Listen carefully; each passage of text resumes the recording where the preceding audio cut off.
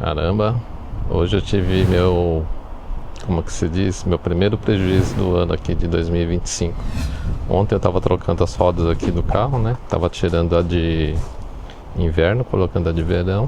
E aí o que me acontece? Quando eu tava trocando essa roda aqui, teve um parafuso aqui de cima que na hora de dar o aperto, eu senti que ele tava meio duro, né? E aí eu tentei tirar ele. Falei, alguma coisa tá estranha, eu vou tirar. Na hora que eu fui tirar, ele começou a ficar mais duro ainda. Falei, gozado, né? Eu tô tentando tirar, o negócio tá ficando duro. E olha o que aconteceu, ó. Quebrou aqui o parafuso aqui dentro da porca. Aí, como a gente tá numa semana aqui de feriado, eu achei que a Toyota ia estar fechada e fui ontem lá dar uma olhadinha, estava aberto, só que ele não tinha o parafuso aqui e nem a porca em estoque. Aqui normalmente eles não têm o estoque nas lojas, né? E aí ele fez o pedido ontem mesmo e falou que hoje às 3 horas eu poderia ir lá para trocar. Aí eu fui lá hoje, ele trocou para mim, ó. Tá feito aqui a troca. Peguei uma porca nova, né? E esse conserto aí na autorizada saiu por 7.000 ienes, né? Então isso aí foi uma despesa que não precisaria ter feito, né? Provavelmente na hora que eu coloquei aqui, ontem inventei de fazer diferente. Eu rodei o parafuso até o final, todos aqui, né? Geralmente eu coloco um pouquinho, depois eu já seguro com o pé, né? A roda aqui e vou apertando com a chave cruz. E ontem eu fui dando aperto aqui em tudo com a mão e depois eu fui só finalizar com a chave cruz. E nesse momento de dar o aperto final que no primeiro parafuso já deu esse problema aí. São coisas da vida, né? Pra gente aprender aí da próxima vez fazer do jeito que a gente costuma sempre tá fazendo. Aí o resto eu fiz do jeito normal. Tá tudo certinho. Só isso aqui mesmo que deu problema. Mas é isso. Vamos fazer a nossa caminhada de hoje aí. Ultimamente aqui tá ventando bastante, ó. Não sei se dá pra vocês perceberem aí as folhas aí das árvores, ó. Tudo balançando, os galhos, né? E não é um vento fraquinho não. Tá bem forte aí. Não sei se é da época. Eu não me recordo de ter, assim, muitos dias seguidos ventando bastante, né?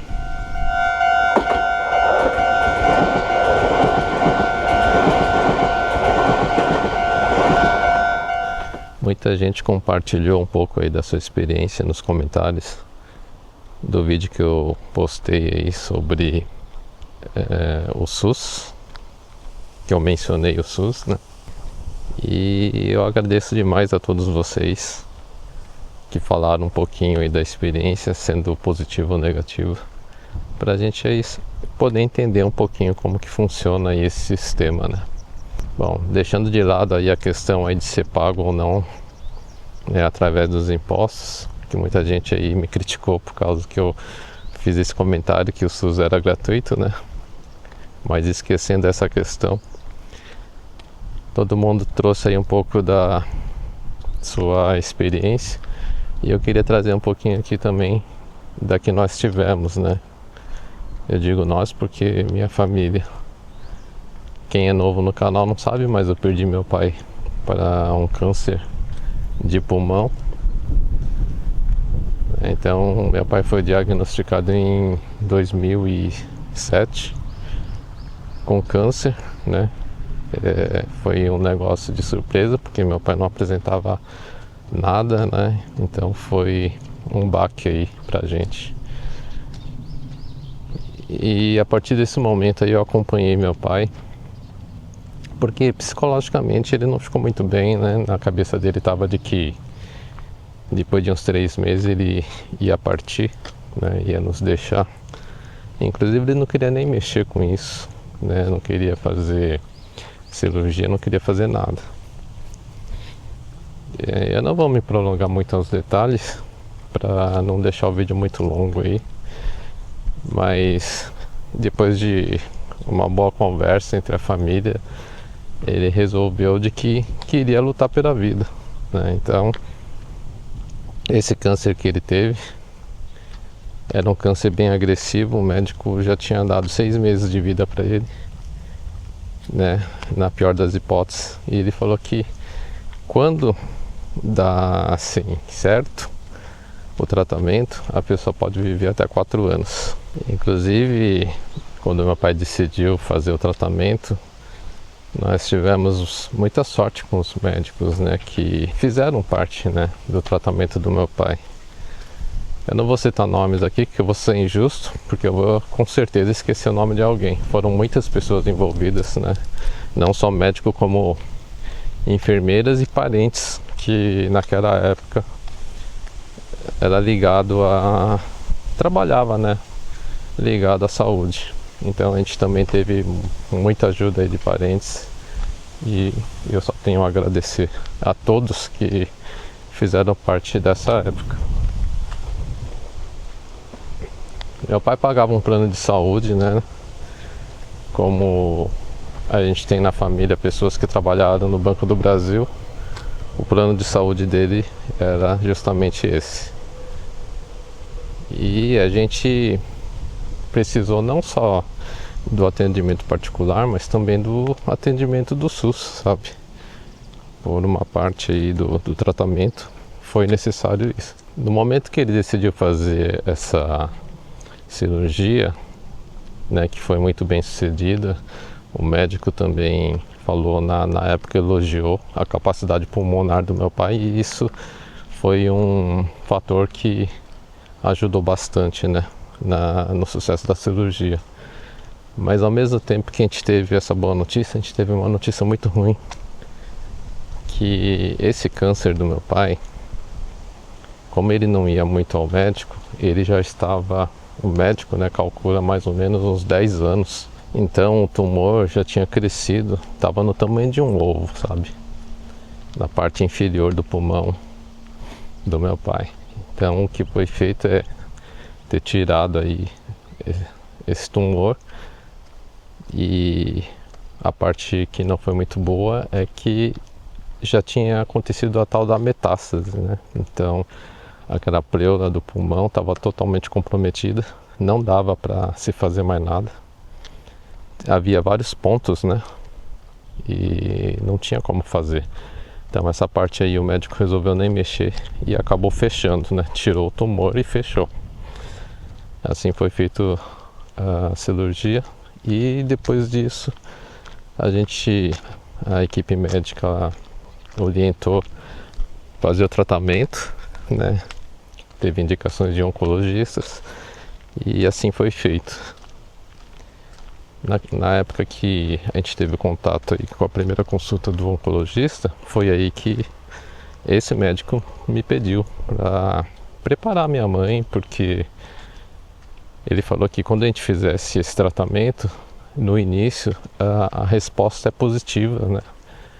Principalmente quando é câncer no pulmão, diz que a resposta é positiva no começo. E foi assim mesmo, na hora que a gente fez aí a primeira quimioterapia, primeira, não digo na primeira, né? Mas no início, o câncer foi regredindo, até chegar a um ponto assim de meu pai achar que tinha vencido isso, né? É lógico que não, né? Tinha outros agravantes, mas diminuiu bastante. Então ele viu isso de uma forma positiva, e foi quando ele começou a pensar em lutar, brigar pela vida, sabe? Então ele fazia tudo que o médico pedia. E uma coisa que foi pedido pra gente naquela época, para facilitar no tratamento, né, para ter uma precisão melhor, é de fazer o PET scan. Eu não lembro direito o nome, posso estar até enganado, mas é um tipo de uma tomografia computadorizada, muito mais cara do que aquela tomografia normal, comum. Aí custava aí cerca de, eu não lembro, acho que era em torno de 4 mil, 5 mil na época. Me desculpe, eu não lembro dos valores, né, mas era um negócio muito caro. E pelo que o médico tinha passado pra gente, ele citou 3 hospitais, né? Eu só lembro de dois, o terceiro já não faço mais, assim, não tenho mais na lembrança. Era o Albert Einstein e o sírio-libanês. Meu pai fez aí, optou pelo sírio-libanês. Então toda vez que o médico solicitava isso, que era de 3 meses, o prazo de um PET scan para o outro, então a gente ia lá no sírio-libanês. Então existia essa despesa aí que o plano de saúde não cobria na época, né? Hoje eu não sei se tem algum plano de saúde que cobre. E não sei se no SUS também é coberto. Na época não era, nem pelo plano de saúde, nem pelo SUS. Hoje eu já vi comentários que até o SUS, né, tá cobrindo esse tipo de exame. Posso estar bem enganado. Aí quem tiver a informação correta aí, coloca aí nos comentários. Como eu disse, esse exame era um exame muito caro, mas o médico, né, sabia que tinha pessoas que tinham condições de fazer e outras não, e ele perguntou para o meu pai se ele tinha essa condição de fazer, porque esse exame ele detectava pontos assim bem pequenos, né? Então teria uma grande vantagem sobre uma tomografia comum.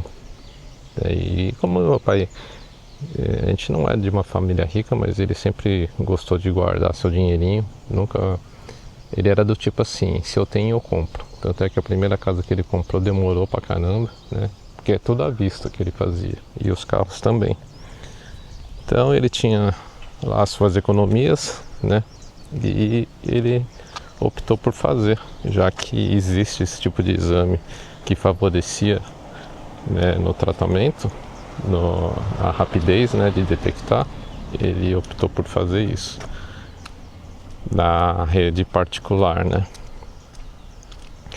No decorrer do tratamento, também a gente acabou tendo que fazer o uso do SUS, né? Por incrível que pareça, teve uma época, né, do tratamento que ele teve que fazer o uso da radioterapia, quando o câncer voltou na parte dos ossos, né, na parte do quadril. Então, essa parte aí da radioterapia a gente fez aí através do Hospital São Paulo. Eu agradeço demais ao pessoal que nos atendeu lá. Mais uma vez eu não vou citar o nome dos médicos para não incorrer no erro de esquecer alguém, mas o doutor responsável na época lá, ele atendia no Hospital Nipo Brasileiro, onde meu pai costumava fazer aí a parte da oncologia, né, da quimioterapia. E lá, quando o médico responsável da quimioterapia falou que ele precisava também fazer a radioterapia, né, então foi em conjunto com esse outro doutor que atendia pelo SUS no Hospital São Paulo. E ele levou meu pai para o Hospital São Paulo, que ele falou que lá ele teria uma qualidade melhor aí de radioterapia.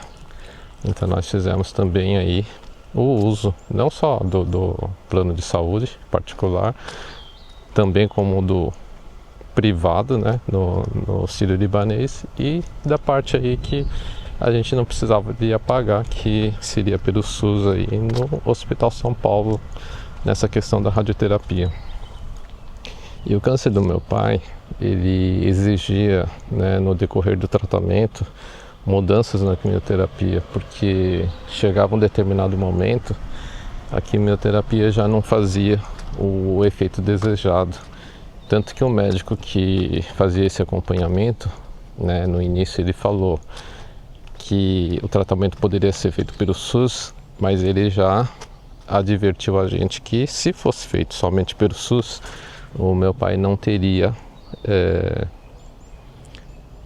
a possibilidade de fazer todas as variantes de quimioterapia que fosse necessário, porque o SUS, eu não lembro direito, mas ele comentou alguma coisa do estilo, eles fazem com 3 tipos de medicamentos, né, a quimioterapia, e existiam vários na época, né?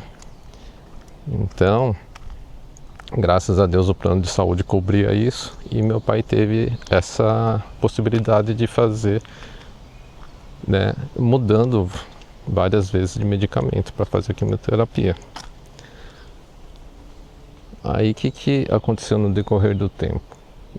teve um momento, né, que todo mundo sabe que a quimioterapia acaba agredindo demais, né, o corpo, porque ela não ataca somente as células ruins, né, ela acaba aí levando uma parcela das células boas embora também, né, e isso aí que vai deixando a pessoa cada vez mais fraca aí, né, e muita gente aí acaba não resistindo à quimioterapia e acaba indo a óbito por conta disso.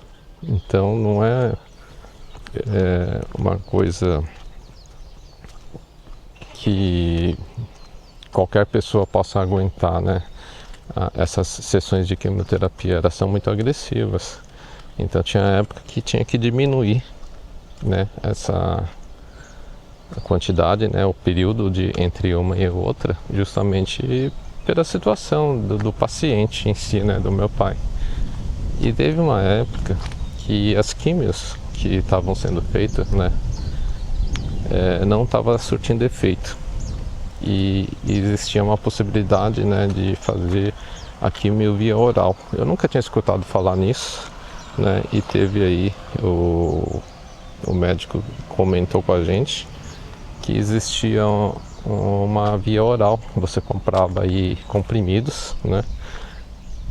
Era a caixa com 30 comprimidos. Você fazia o uso desse tipo de quimioterapia que era menos agressivo, né? A gente foi ver isso, o plano de saúde não cobria isso.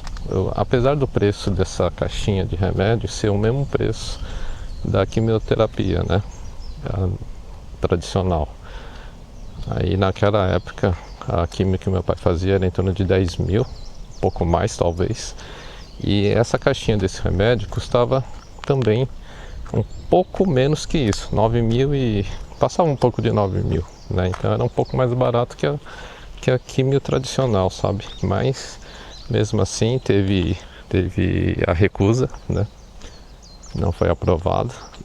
E para o meu pai comprar aí todo mês um medicamento aí de praticamente 10 mil reais, era meio complicado. Ele tinha esse dinheiro, mas na verdade ele não estava pensando em gastar assim, porque ele sabia que ainda ia ter muitos gastos pela frente, né? O tratamento de câncer é complicado. E o que a gente fez? A gente recorreu ao SUS.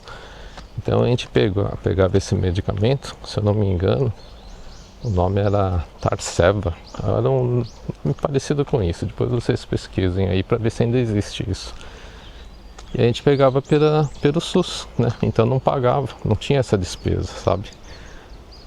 E era lá a gente tinha que ir no posto lá de Vila Mariana, tinha que ir até lá. Então eu levava meu pai até lá todo mês para ele pegar aí esse medicamento, né? Então é um tratamento aí que você precisa ter alguém que fique junto. Eu fiquei aí bastante tempo aí acompanhando. No início eu ia todo dia, inclusive eu não pude trabalhar por conta disso, né? Todo dia eu tinha que ir para levar ele, seja para consulta, seja para químio, né? Seja para exame. Todo dia a gente ia, de segunda a sexta-feira e às vezes ao sábado. Então, o tratamento do meu pai foi um tratamento misto, né? Pelo que vocês estão vendo. Dá para perceber que o SUS foi bastante importante, né? Apesar do sistema ser muito, assim, em alguns locais precário, mas existe aí lugares aí que, pelos comentários que eu tive, o atendimento é bom, ele funciona, né? Então eu só trouxe aí essa experiência para vocês terem uma base de que as coisas não são de todo ruim, sabe? A gente teve essa experiência, a gente precisou usar, né? E meu pai teve uma sobrevida aí de 4 anos e meio por conta dessa mescla aí, né, de serviços dentro do tratamento dele. E eu só tenho a agradecer a toda a equipe médica, né, por ter tratado meu pai dessa forma. E com todo esse carinho, tudo isso aí foi muito importante para ele, né? Para ele ver que ele precisava lutar aí contra essa doença, né? E querer seguir vivo, sabe? Dentro de toda essa caminhada, ao longo do tratamento do meu pai, a gente encontrou muitas pessoas aí de bom coração, sabe? Eu lembro que esse tumor do meu pai, ele aparecia em vários pontos. Aí teve uma vez que apareceu nessa região aqui do maxilar, né? E a gente foi lá no hospital Nipo Brasileiro, na primeira consulta, onde foi detectado que tinha um tumor de câncer aí. Aí eu sei que o médico que atendeu, ele marcou aí uma nova consulta, né? Para fazer a avaliação, para poder fazer a cirurgia, né? Retirada do tumor. E nessa segunda consulta, quando a gente foi fazer, a surpresa que a gente teve é que na recepção, a menina que nos atendeu falou que o médico que a gente queria fazer a consulta não estava dentro do hall ali do plano de saúde do meu pai, sabe? Aí eu falei, ué, mas a primeira consulta a gente fez, né, aqui. Ela falou, fizeram aqui, então a pessoa que passou a ficha aqui se enganou, não percebeu e passou. Né? Então eu falei, mas como que fica então? Meu pai queria pagar essa consulta, né? Eu falei, então meu pai vai pagar essa consulta. Se passou errado, aí a pessoa pegou e falou que, como foi um engano deles ali, que isso não era necessário para a consulta. Mas que infelizmente naquele dia não poderia ser aceito, sabe? Aí meu pai pagou essa consulta no particular, nessa segunda vez. E, para nossa surpresa, o médico olhou, né, na hora que foi atender, viu que estava pelo particular, ele falou, né, por que não usou o convênio, né? E a gente explicou isso aí. Aí o que ele fez? Ele falou assim, bom, tudo bem, então, daqui para frente vocês vão lá no meu consultório. Ele tinha um outro consultório particular dele, né? E ele falou, vocês vão lá no meu consultório que eu vou atender vocês lá. Eu não faço plano, eu não faço parte desse plano de saúde também. Mas ele quis atender meu pai de graça, não sei qual a razão disso, sabe? Mas eu tenho essa gratidão aqui dentro de mim, porque, poxa vida, tanta gente que estendeu os braços pro meu pai, né? Cuidou dele e sem pedir nada em troca. Né? Então isso aí foi tipo um aprendizado muito grande para mim, no sentido de ter gratidão por tudo nessa vida e fazer tudo que tiver ao nosso alcance de bem pro próximo, sabe? Então a gente tem pessoas aí nesse mundo que não tá atrás do dinheiro, né? Tá atrás do bem-estar do próximo. Ah, pessoal, desculpa aí, é difícil falar dessas coisas, né, que me faz voltar no tempo e eu lembro de muita coisa assim boa que aconteceu. Isso aí é só um exemplo do que foi, né? É claro que não foi só isso que aconteceu, teve outras pessoas também que fizeram esse mesmo tipo de... Aí tive que parar um pouco aqui de gravar. Mas então, foram várias pessoas assim, né? Não só médicos, mas na parte da enfermagem, que tiveram essa mesma postura, né? De se entregar mesmo, dar todo o carinho para meu pai. Meu pai ficou muito conhecido dentro desse hospital, porque a gente ia praticamente todo dia lá. Então muitas enfermeiras conheciam a gente, né? Elas brincavam com meu pai para animar. E assim meu pai foi levando esse tratamento, né? Então, tanto a rede pública quanto a privada foram muito importantes para o meu pai, né? A gente conheceu muita gente ali do Hospital São Paulo também. A gente só tem a agradecer a todos vocês que fizeram parte aí do tratamento do meu pai. E assim foi, né? Essa luta com o meu pai. Infelizmente ele perdeu. Ele perdeu essa batalha, mas o que importa é que ele teve esse tempo de sobrevida. A gente nesse período aprendeu muita coisa na vida, né? E por isso que eu falo, a primeira coisa que a gente tem que ter dentro da gente é a gratidão. Sem essa gratidão a gente não é nada, né? É isso que é importante pra gente, gratidão e ser feliz. A gente se vê no próximo vídeo. Fui!